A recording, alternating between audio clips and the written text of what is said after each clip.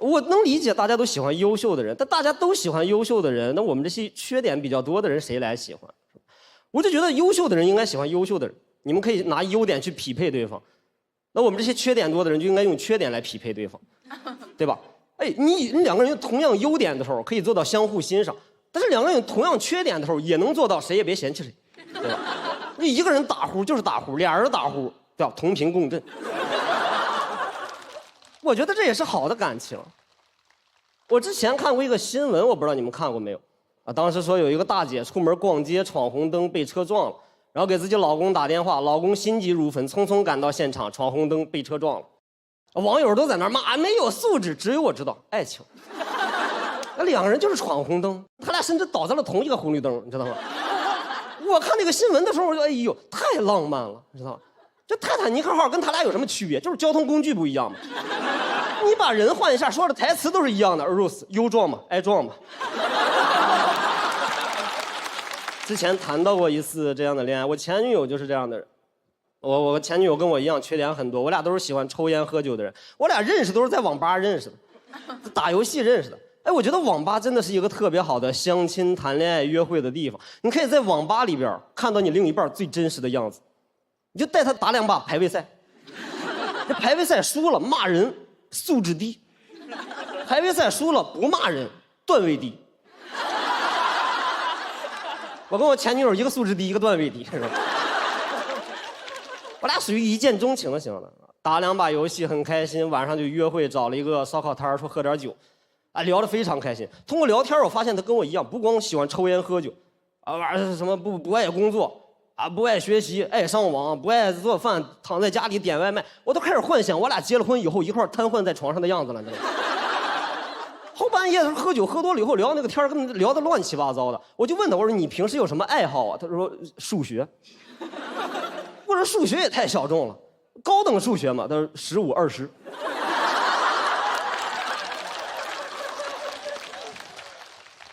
那你会吗？我说我不会，但是我可以学一学，是吧？后来我就开始拼命的追她，我觉得跟她在一起才能做到那种真正的放松，不会焦虑，不会内耗，不会瞧不起自己。开始拼命的追她，投其所好，喜欢什么送什么。她喜欢抽烟喝酒，玩命的给她送烟送酒。每次去她家我拎着烟酒，她家邻居不知道我是在追她还是在追求她的父亲，知道吗？进展特别快，大概过了半个月左右，她主动约我说，来我家喝酒吧，啊，来我家喝酒比较放松嘛，外边下雨。哎，真的，那也是那次我去跟他告白，我发现他是一个特别真实的人。这两个人在家里边喝酒放松到什么程度？就放松到我俩喝酒喝了一半的时候，当着我的面放了一个巨响的屁。我当时还觉得怕小姑娘有点尴尬，我心想才认识半个月，人家姑娘可能脸皮有点薄，不好意思。他没有，他一看，想不想？他问我想不想，知道吗？就我知道情侣之间会问一些奇怪的问题，人家问的是你想不想我，他问的是我想不想。我说我能怎么回答？我说吓我一跳，我还以为啤酒瓶倒了呢。他看我在那儿愣了，他也觉得我有点尴尬，然后还过来挑衅我。他说你会吗？我说我不会，但是我可以学。讲这儿谢谢你们。谢谢小爽。喜欢小爽这段表演的朋友，千万不要忘记为他投票。请锁票。好奇妙的一段爱情故事啊！其实理论上我们不应该追究段子的真假，或者是有多少成分来自艺术的虚构，但从情感上特别希望这小故事有一个圆满的结局。谈了有个2、3年，然后因为家里不同意就分手了。啊，那我觉得这个题材其实挺勇敢的，因为在台上就是承认自己的诸多缺点，其实是喜剧上也挺难处理的一件事儿。我就觉得有点短，没听够，不过瘾。就是我还想听后面怎么样了，包括你刚才后面你说分手了，我以为你能接着能讲下去。我之前专场最后是聊过这一段，但是就是讲到自己分手，但时长又没有那么多的话，观众可能会停在那儿说，哎呀，怎么谈这么多年分手了？他可能就那个情绪怕出不来，就没敢再往后讲。那看来你自己是真的陷进去了，是吧？确实当时陷进去了，听着感觉挺幸福的。其实我们都已经暗戳戳羡慕上了，都觉得特别好。光讲这事儿就让我们觉得特浪漫。就互相能那么坦诚的去相处，然后你又能把这些东西给说出来，本身就觉得我们就是笑滋滋的在那种看的感觉。而且小爽刚才说一件事，我觉得就是如果你自己都没有办法欣赏自己的优点的时候，缓解一种焦虑，就是我们可以找一个跟自己所谓臭味相投的人。对，哎，真的很开心。对，就是反而是一种同频和一种欢乐。对，而且他真实。我问他，我说我想在节目上讲你这些缺点，能讲吗？他说可以，你给我买条烟就行。太真实了，我连牌子都没要求，你知道吗？谢谢小爽，谢谢。请你先到休息区休息。接下来要上场的这一位呢，上一场就跟我们聊这所谓的脆皮中年人的日常，今天又要跟我们分享一些人到中年的小苦恼了。掌声有请戴维。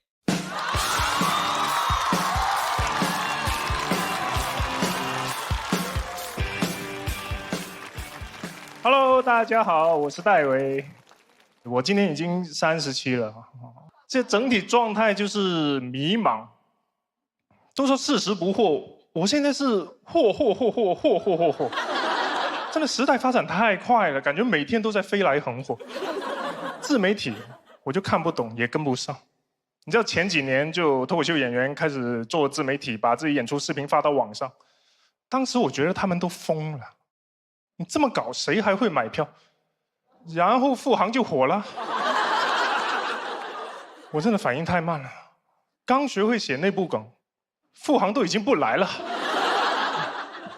我最近才想明白这个事情，还是得做自媒体。但赛道已经很拥挤了，在考虑做团播。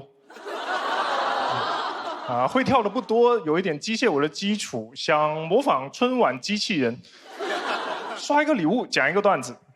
大概就是这样。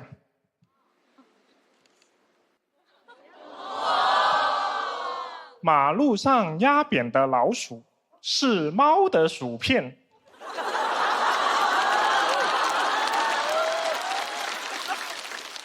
想到趁春晚这个点都已经端午了，真的跟不上这个时代。我感觉怎么我越长大要学的东西就越多，然后现代人的生活也没有在变简单。逼得我整个人变得很叛逆，停车费不会积分抵扣，我就付原价。每年退税算不清楚，你就扣吧。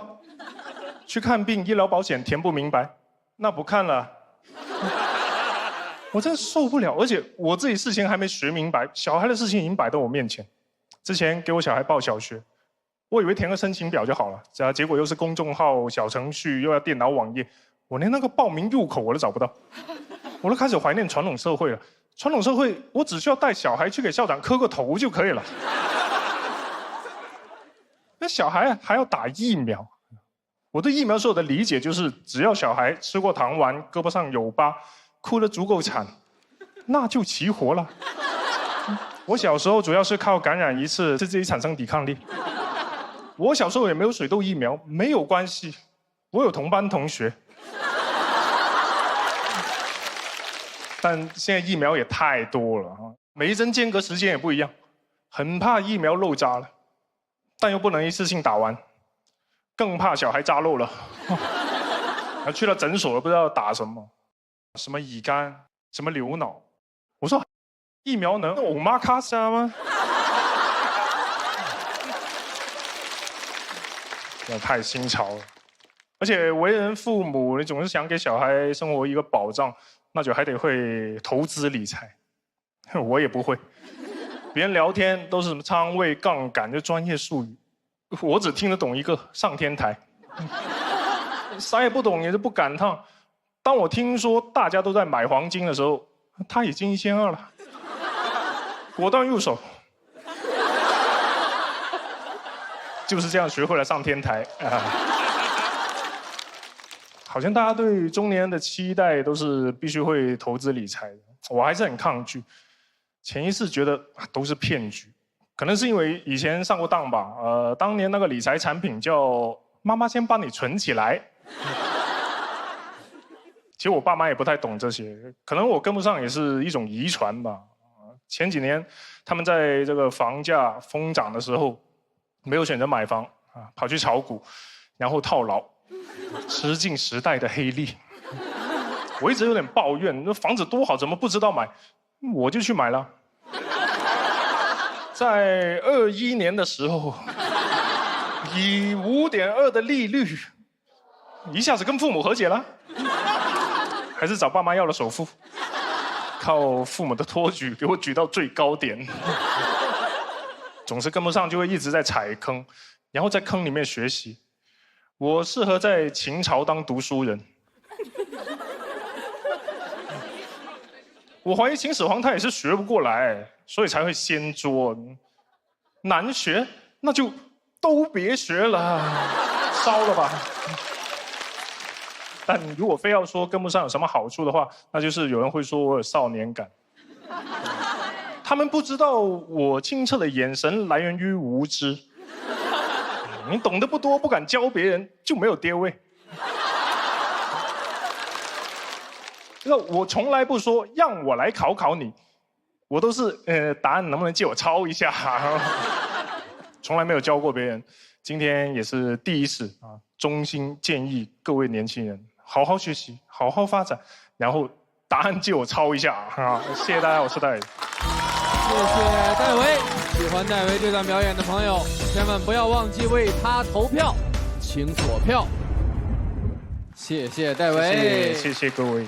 这是真实的困惑很多哈。对，总感觉自己跟不上，学不会啊，反应比较慢。到这把年纪，好像好多东西处理不好。你的那个焦虑，就是其实也是我们的焦虑，就是因为真的是太快了，快到就是你得系上安全带，要不然你会被甩出去的那个节奏。所以说，你中年37就中年了。您说呢？我50多，那算我以为我是中年，中少年，啊，中少年。你心态不错呀。其实我也不懂你说的这些，咱们俩是同龄人，但你给人的样子很年轻，好像你在说这些事儿的时候，就是有种不匹配的感觉。我不信他不懂，因为我觉得戴维是个聪明人，人家还开那个脱口秀俱乐部呢，人家还是吧。你不有成功的这个投资理财经验吗？我是俱乐部的吉祥物了，我合伙人经常骂我是实习生。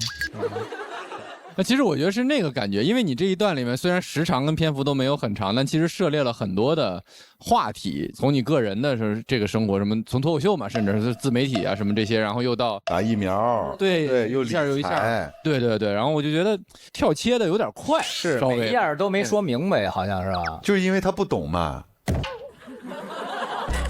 我这么深的这节目，我这太深了。那就学吧，学无止境是。